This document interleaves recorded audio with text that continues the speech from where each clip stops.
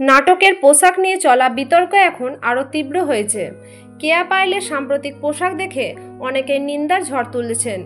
এবার এক নারী মুখ খুলে বলেছেন, কেয়া পায়েলের মতো হতে চায় না, তার এই ধরনের পোশাক দেখে লজ্জা লাগে, আমাদের সমাজে এমনটা গ্রহণযোগ্য নয়। বিস্তারিত জানার আগে আপনি যদি আমাদের চ্যানেলে নতুন হয়ে থাকেন, আমাদের চ্যানেলটি সাবস্ক্রাইব করে আমাদের সঙ্গে থাকুন। ধন্যবাদ।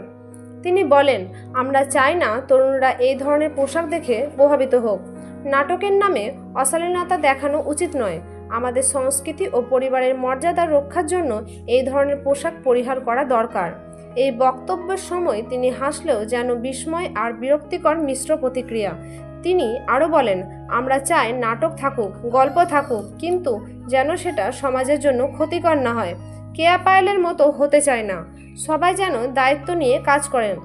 এদিকে অন্যদিকে কেয়া পায়েল নিজে লাইভে এসে বললেন, আমার নিজেরও স্বাধীনতা দরকার, আমি যেটা ভালো বুঝি সেটা করব। সমাজের মতভেদ থাকতেই পারে, কিন্তু আমি নিজের মতো করেই কাজ করতে চাই।